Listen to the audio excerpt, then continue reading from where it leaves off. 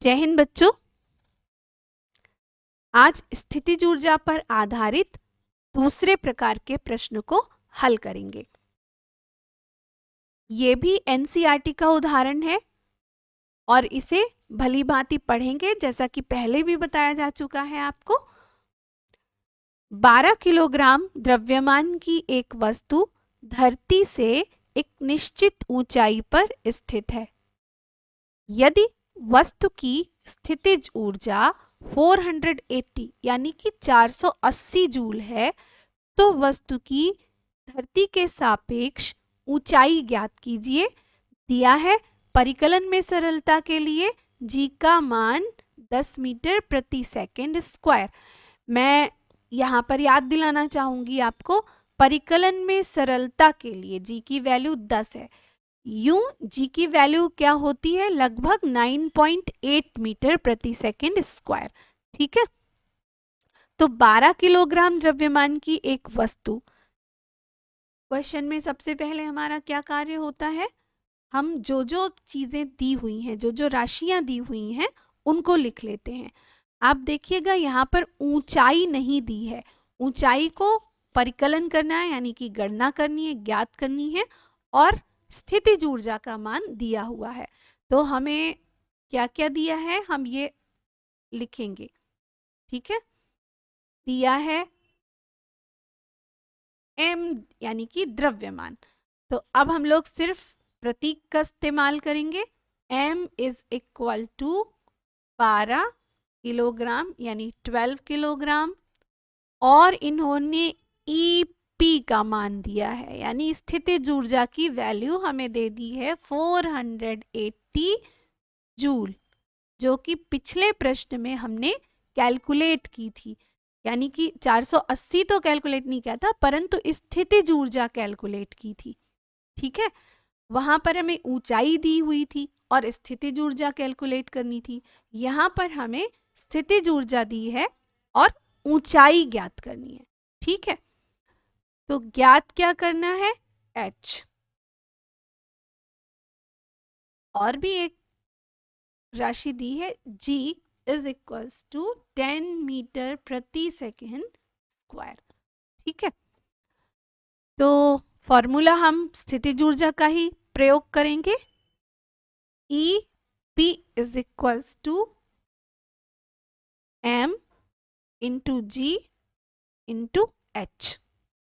यहां से चूंकि हमें इस फॉर्मूले से h का मान ज्ञात करना है, तो इसी फॉर्मूले को पहले कैसे लिखेंगे, h is equals to, h यहाँ पर है तो mg इधर अपॉन में चला जाएगा, यानी कि mg से EP डिवाइड हो जाएगा, तो h यहाँ अकेले छूट जाएगा। तो इसको आप कैसे लिख सकते हैं, EP upon mg is equals to h। अब इसी फॉर्मूले को सुविधा के लिए h इज इक्वल्स टू लिख लेंगे, EP अपॉन mg। जब आप अभ्यास कर देंगे फॉर्मूलों को सेट करने का, तो फिर आपको ये वाली स्टेप नहीं करनी पड़ेगी। जो बीच की स्टेप है, ये स्टेप आप छोड़ भी सकते हैं, स्किप कर लेंगे, परंतु ये काम आप अभ्यास के बाद ही करेंगे, पहले नहीं। ठीक है, EP की वैल्यू कितनी दी हुई है, 480 जूल अपॉन m की वैल्यू कितनी दी है, 12 किलोग्राम। ठीक है,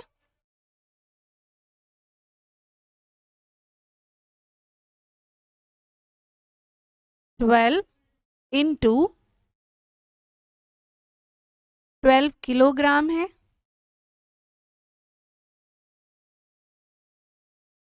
इंटू 10 मीटर प्रति second square is equal to, आप कट करेंगे इसको, ये आपका आ गया 4। मैं डायरेक्ट भी मीटर लिख सकती हूँ, परंतु मैं आपको यहाँ पर समझाना चाहती हूँ कि मात्रक या यूनिट्स कैसे आते हैं।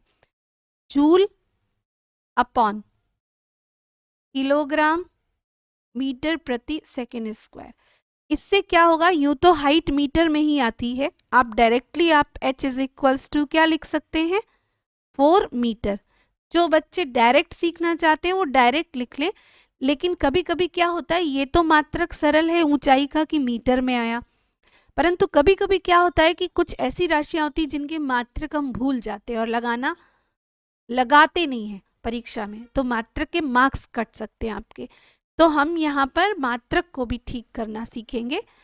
4 आया है। लास्ट क्वेश्चन में, लास्ट वीडियो में क्लास में आपको बताया था जूल इज इक्वल्स टू होता है किलोग्राम मीटर स्क्वायर प्रति सेकेंड स्क्वायर।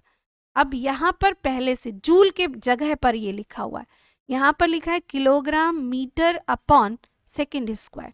अब आप देखिए किलोग्राम से किलोग्राम कैंसिल हो जाएगा, प्रति सेकेंड स्क्वायर से प्रति सेकेंड स्क्वायर कैंसिल होगा और मीटर से मीटर का स्क्वायर चला जाएगा और आपके पास सिर्फ यहाँ पर क्या बच जाएगा, मीटर। तो आंसर आपका क्या आ जाएगा, 4 मीटर। ठीक है, इस प्रकार से मात्रकों को रखा जाता है। आज के लिए इतना ही, फिर मिलते हैं। जय हिंद।